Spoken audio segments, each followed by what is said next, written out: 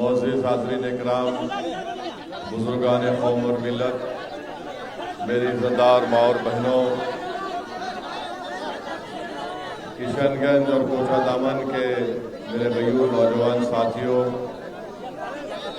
मोहतरम जनाब अख्तरुल ईमान साहब, सदर अध्यक्ष बिहार मजलिस इत्तेहादुल मुस्लिमीन, मेरे भाई तौसीफ आलम साहब जो बहादुरगंज के मजलिस इत्तेहादुल मुस्लिमीन के उम्मीदवार हैं, मोहतरम जनाब आदिल हुसैन साहब, जनाब वारिस पठान साहब, रुकन असम्बली जनाब माजिद हुसैन साहब, मेरे अजीज़ दोस्तों और बुज़ुर्गों, मजलिस इत्तेहादुल मुस्लिमीन की जानिब से आज एक नुक्कड़ सभा आपके इस इलाके में की जा रही है। 4 दिन का एक प्रोग्राम बनाया गया है पूरे सीमांचल के मुख्तलिफ विधानसभा में। ये हमारी गाड़ियों का काफिला, जिसको इंसाफ रैली के नाम, इंसाफ का नाम दिया, यात्रा का नाम दिया गया है। और आप जानते हैं कि आपके इस इलाके में बहुत से मसले मसाइल हैं। यहाँ पर ज़मीन कट जाती है, ख़ास तौर से मोतिहारी ताल्लुक़ा में, हलदंगा गांव में, धोबीदंगा गांव में और बक्सा गांव में। हमारे लिए बड़ी अफसोस की बात ये रही कि आप और हमने मिलकर कोचा दामन से मजलिस के उम्मीदवार को कामयाब किया, मगर अफसोस इस बात का रहा कि हमारे 4 विधायक को राजद के लोगों ने खरीद लिया। इन 4 बेईमानों ने ये तक नहीं सोचा कि वो गरीबों का वोट लेकर गरीबों के उम्मीदों पर पानी फेर रहे हैं, बल्कि अपने ज़ाती मफाद की तकमील के लिए उन्होंने अपना सब कुछ बेच दिया। मैं आपसे वादा कर रहा हूं कि इंशाअल्लाह ताला अब के बार कोचा दामन से जो मजलिस का उम्मीदवार होगा, राजद का कोई नेता ना कोई भाजपा का नेता इंशाअल्लाह ताला उनको खरीद सकेगा। आप ही के दरमियान से मजलिस अपना उम्मीदवार को खड़ा करेगी और यहाँ पर जो आपके मसले मसाइल हैं इंशाअल्लाह ताला उसको हल करेगी। लोग मजलिस पार्टी से बोलते कि आप मंत्री नहीं बनते हैं, तो हम उनसे कहना चाह रहे हैं कि पिछले 50-60 साल से जो लोग मंत्री बने, मुख्यमंत्री बने, संतरी बने, हमारे सवाल का जवाब दो। तुमने क्या सीमांचल के लिए कुछ किया?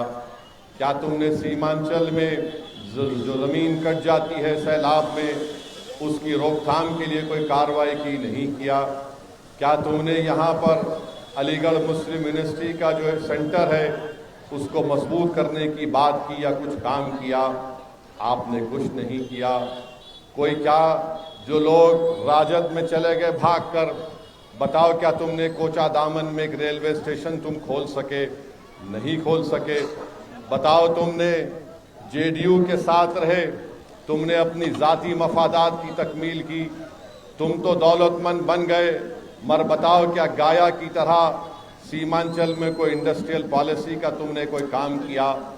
मैं आपको बताना चाहता हूं कि बिहार में करीब 60% आबादी 25 साल से कम उम्र की है। ये इंसाफ की यात्रा उन नौजवानों को इंसाफ दिलाने के लिए निकाली जा रही है। हम ये नहीं चाहते कि जिस तरह हमारे बुजुर्गों की जवानियों को बर्बाद कर दिया गया, इसी तरह हमारे मौजूदा नौजवानों की जवानी को बर्बाद कर दिया जाए। तो मेरी आपसे गुजारिश है कि आप लोग मजलिस का साथ दीजिए और आने वाले विधानसभा के चुनाव में, चाहे वो कोचा दामन हो या किशनगंज हो, यहाँ से आप मजलिस के उम्मीदवारों को कामयाब और कामरान करिए। और याद रखिए कि अख्तरुल ईमान साहब ने पूरी कोशिश की कि हमको भी महागठबंधन के अलायंस में लिया जाए। अख्तरुल ईमान साहब ने बहैसियत बिहार प्रदेश के अध्यक्ष के 2 खत लिखे और आखिरी खत उन्होंने तेजस्वी यादव को लिखा। और उस खत में अख्तरुल ईमान ने लिखा कि हमको 6 विधानसभा की सीट दी जाए, अगर तुम्हारी सत्ता बनती है तो हमको मंत्री का भी पोस्ट नहीं चाहिए, हम सिर्फ यही चाहते हैं कि सीमांचल डेवलपमेंट काउंसिल बनाया जाए ताकि हमारे भारत के संविधान में जो उसकी गुंजाइश है उसके तहत सीमांचल में इंसाफ हो। अब जो लोग हम पर झूठा इल्ज़ाम लगाते थे कि मजलिस के खड़े होने से वोट कट जाते हैं, मैं पहले भी कहा आज भी कह रहा हूं, अगर बीजेपी जीत रही है तो मुसलमानों के वोट से बीजेपी नहीं जीत रही है। बीजेपी अगर जीत रही है तो इन तमाम नाम निहाद सेकुलर पार्टियों का वोटर मोदी के गोद में जाकर बैठकर चाय पी रहा है। ये अपने गिरेबान में झांकना नहीं चाहते, ये अपनी कमजोरियों को दूर करना नहीं चाहते और इल्जाम लगाते हैं अगियारों हम पर। अरे तुम्हारे दरमियान में जो लोग खड़े हैं वो तुम्हारा कितना साथ दे रहे हैं वो देख लो। मगर मेरे अजीज दोस्तों और बुजुर्गों, ये हमारा इखलास, ये हमारा पैगाम आप तक पहुंचना जरूरी है। मजलिस ने जो खत लिखा वो कमजोरी की बुनियाद पर नहीं लिखा बल्कि ताकत की बुनियाद पर लिखा। जो लोग ये समझ रहे हैं कि खत लिखने की वजह क्या थी, हम उनको बताना चाह रहे हैं कि हम बिहार की आवाम के सामने इन तमाम लोगों के पर्दाफाश करना चाहते थे जो बार बार ये कहते थे कि मजलिस मिलकर लड़ना नहीं चाहती। अरे आज हम तुमको कह रहे हैं, मगर तुम इसको कबूल करोगे नहीं करोगे वो बिहार की जनता देख रही है, सीमांचल की जनता देख रही है और पूरी दुनिया देख रही है। बीजेपी को हम भी रोकना चाहते हैं। बताइए आप, 2004 से मैं भारत की सबसे बड़ी पंचायत हैदराबाद का नुमाइंदा बनकर लोकसभा में जाता हूं। कोई एक ऐसा मौका दिखा दो जहां पर हमने बीजेपी के लाए हुए किसी कानून का साथ किया। अरे जब कांग्रेस की मनमोहन सिंह की सरकार थी तब भी जब यूएपीए का कानून बनाया गया मैंने उस कानून की मुखालिफत की, उसके खिलाफ वोट डाला, क्योंकि हम जानते थे कि इस तरह के कवानीन का इस्तेमाल दलित, मुसलमान और आदिवासियों पर होगा। जब अमित शाह ने 2019 में यूएपीए का कानून अमेंडमेंट तरमीम लेकर आई तो क्या जो हमको आज गाली देने वाले हैं, बताओ क्या कांग्रेस पार्टी ने उसका साथ नहीं दिया? क्या राजद ने उसका साथ नहीं दिया? 5-5, 6-6 साल से दिल्ली की तिहाड़ जेल में मुस्लिम बच्चे और बच्चियां सड़ रहे हैं, उनको बेल नहीं मिलती, उनके माँ बाप मर जाते हैं, उनकी जवानियां बर्बाद की जा रही हैं और इल्जाम हम पे लगाया जाता है। मैं साफ तौर पर कह चुका हूं और कह रहा हूं, ओवैसी यहां पर आया है बिहार में, सीमांचल में। मैं यहां पर जब तक अल्लाह मुझे जिंदा रखेगा मैं सीमांचल की लड़ाई लड़ता रहूंगा। मेरी मौत मेरी इस आवाज को बंद कर सकती है। मैं मर भी जाऊंगा तो मुझे यकीन है कि हम जो सीमांचल की लड़ाई का आगाज किए हैं, जब हम खबरों में जाकर आराम से सो जाएंगे तब भी हमको यकीन है कि सीमांचल में एक इनकलाब बर्पा करके जाएंगे, यहाँ पर नेता बनाकर जाएंगे, उससे पहले नहीं जाएंगे। हमने 60 साल गुलामी की मुख्तलिफ सियासी पार्टियों की, 20-25 साल कांग्रेस को सत्ता मिली बिहार में, 15 साल राजद को मौका मिला, अब 21 साल या 22 साल नीतीश कुमार को हो गए। बताइए आप, बिहार पूरे भारत का सबसे पिछड़ा इलाका सीमांचल है, उसके बाद आसाम के लोअर आसाम के इलाके आते हैं। इसके जिम्मेदार हम भी हैं किसी हद तक, मुझे माफ कर देना, मैं सच्चाई को आपके सामने बयान कर रहा हूं। इस नाइंसाफी को अगर खत्म करना है, इंसाफ को हासिल करना है तो हमको मिलकर मजलिस के नुमाइंदों को कामयाब करना पड़ेगा। हमको मंत्री बनने का शौक नहीं है, हमको मंत्री या मुख्यमंत्री बनाने का शौक नहीं है। हमारी जिद और हमारी जिंदगी का मकसद ये है कि जिस तरह बिहार के मुख्तलिफ इलाकों में लोग इज्जत की जिंदगी गुजारते हैं, उसी तरह की इज्जत की जिंदगी किशनगंज, कोचाधाम और सीमांचल की जनता को मिले। ये मजहब की लड़ाई नहीं है, ये सीमांचल की लड़ाई है। इसमें आपका साथ चाहिए। जो बेईमान थे वो चंद पैसों के लिए अपना ईमान बेचकर भाग गए, जो ज़र्फ वाले थे, जिसमें ईमान था, वो अख्तरुल ईमान है जो आपके सामने खड़ा होकर लड़ रहा है। लोग बोलते हैं कि अरे आप मंत्री नहीं बने तो क्या होगा। अरे जो मंत्री बनता है वो सिर्फ अपने घर को मोटा कर सकता है, वो गरीब की गरीबी को मिटा नहीं सकता। जो मंत्री बनता है वो तुम्हारा नुमाइंदा नहीं होता, वो उस पार्टी की जबान के नुमाइंदा होता है। अरे आपका जब नुमाइंदा होगा, आपने देखा होगा कि ये 4 भगोड़े भाग गए, मगर एक शेर था जो बिहार की विधानसभा को हिला के रख दिया। जो कोचा दामन हो, जो किशनगंज हो, जो कि सीमांचल हो, या बिहार का कोई भी वाकया होता हो, अख्तरुल ईमान इंसाफ की बात करते आए हैं। तो मेरे अजीज दोस्तों और बुजुर्गों, हम आपसे अपील करने आए हैं कि आप मजलिस का साथ दीजिए और इंशाअल्लाह ताला आप और हम मिलकर सीमांचल के में एक नई तारीख को रकम करेंगे। यहाँ पर स्कूल, यहाँ पर आप यहाँ पर इस इलाके में इतने स्कूल में इतने ज्यादा बच्चे हैं कि क्लासरूम नहीं है। अरे ओवैसी को गाली देने वालों, क्या तुमने झूठ की इंडस्ट्री यहाँ पर बनाई? तो इनको जाकर झूठ की स्पेलिंग पूछो, झूठ की स्पेलिंग तक भी नहीं बोल पाएंगे ये लोग। ये इस तरह के लोग हैं, ये नहीं चाहते कि तुम्हारा लीडर बने। और क्या कहते हैं, ओवैसी हैदराबाद से आया। हाँ, हैदराबाद से आया हूं, भारत का हिस्सा है, चांद से नहीं आया हूं।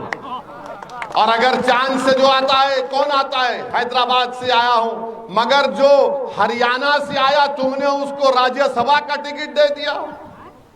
बताओ आप, हम हैदराबाद से आए हैं और आता रहूंगा, मगर याद रखो मेरे आने से तुमको अगर पेट में दर्द हो रहा है, तुम्हारी रातों की नींद हराम हो चुकी है, तो मैं अपने मकसद में कामयाब हो रहा हूं। तुमने यहां पर आवाम को, यहां पर उनको बेदार होने नहीं दिया। तुमने यहां की आवाम को कहा कि सिर्फ हमको वोट डालो, हम तुमको हर चीज करके दे देंगे, हम फिरका परस्ती को रोक देंगे। कुछ नहीं रोक पाए। आपने वोट दिया, एक परिवार से 2 मुख्यमंत्री बन गए। आपने वोट दिया तो आज कोई कह रहा है कि मैं मुख्यमंत्री बनूंगा। मेरे भाई, मंत्री और मुख्यमंत्री बनने से ज्यादा नेता आपको बनना पड़ेगा। जब तुम नेता बनोगे तो 20-25 साल तक तुम्हारे प्रखंड में कोई नाइंसाफी नहीं होगी। इसी तरह मजलिस काम करना चाहती है कि आप में एक सियासी शऊर को बेदार किया जाए, आपकी सियासी क़ियादत हो। मुझे बोलने दीजिए, यादवों का नेता, राजपूतों का नेता, भूमिहार का नेता, दलितों का नेता, पासवान का नेता, मांझी का नेता, अरे सबका नेता है। और जब ओवैसी आकर कहता है बताओ तुम्हारा नेता क्या है, तो सब ये राम और शाम की जोड़ी एक और बोलते हैं अरे ये तोड़ने आया है। माने तुम नेता रहोगे तो तुम बहुत पुण्य का काम कर रहे हो, और मैं तुम्हारे ही प्रदेश में गरीब को नेता बनाना चाह रहा हूं, एक नहीं 100 बनाना चाहता हूं। तो हम पर इल्जाम लगा दिया जाता है। अरे याद रखो, भारत में लोकतंत्र है। लोकतंत्र में जब तेजस्वी मुख्यमंत्री बनने का ख्वाब देख सकता है, तो क्या एक किशनगंज कोचा दामन से नौजवान खड़े होकर नहीं कह सकता कि मैं नेता बनूंगा? अरे क्या हम पैदा इसलिए हुए कि तुम्हारे ख्वाबों को पूरा करेंगे और हम अपने ख्वाबों को चूकना-चूर कर देंगे? क्या हम पैदा इसलिए हुए कि अपने घरों को वीरान कर कर तुम्हारे महलों में चिराग जलाएंगे? ये नहीं हो सकता। ये बराबरी की लड़ाई है, ये इंसाफ का तकाजा ये है। अगर तुमको कोई चीज मिलेगी तो मुझे भी मिलना चाहिए। मैं अब तुम्हारे सामने सर झुकाकर तुमको अपना नेता मानने को तैयार नहीं हूं। तुम बात करना चाह रहे हो तो बराबरी की बात होगी, गुलामी की बात कभी नहीं हो सकती इंशाअल्लाह ताला। तो मेरे नौजवानों, बुजुर्गों, मेरी इज्जतदार माँ और बहनों, हम आपसे अपील कर रहे हैं कि आप मजलिस को मजबूत करिए। नौजवानों, तुम बिहार प्रदेश में तुम्हारी आबादी 60% के करीब है। ये लड़ाई आपकी है। कल आने वाला निकलने वाला सूरज तुम्हारे लिए होगा, अगर आज तुम यही समझ कर वोट डालोगे कि नहीं हमारे दादा ने, हमारे पुरखों ने 50 साल से इसी नाम पर वोट दिया, नहीं, अब बेदारी का वक्त है। हमने 50 साल इन लोगों पर भरोसा किया, बताओ क्या मिला हमको? कुछ नहीं मिला। यकीनन बीजेपी को रोकना है। और मोदी ने जो वक्फ का कानून बनाया वो सिर्फ मस्जिदों को छीनने के लिए, कब्रस्तानों को छीनने के लिए, दरगाह और खानखाहों को छीनने के लिए बनाया गया है। दुनिया ने देखा कि भारत की पार्लियामेंट में किसी ने यह कहकर इस कानून को काला कानून कहकर फाड़ दिया तो उसका नाम ओवैसी था। तो मेरे अजीज दोस्तों और बुजुर्गों, आप आइए, मजलिस को मजबूत करिए। आज दिन भर हमारी नुक्कड़ सभाएं हैं, 27 तारीख तक इंशाअल्लाह ये प्रोग्राम चलेगा। मुझे यकीन है कि ये एक मुस्बित तब्दीली पैदा करेगा सीमांचल में, और आप तमाम का हमको साथ चाहिए। तो लगाइए मेरे साथ, सीमांचल की सरजमीन जिंदाबाद, सीमांचल की सरजमीन जिंदाबाद, सीमांचल की सरजमीन जिंदाबाद, अख्तरुल ईमान जिंदाबाद, अख्तरुल ईमान जिंदाबाद, MIM पार्टी जिंदाबाद।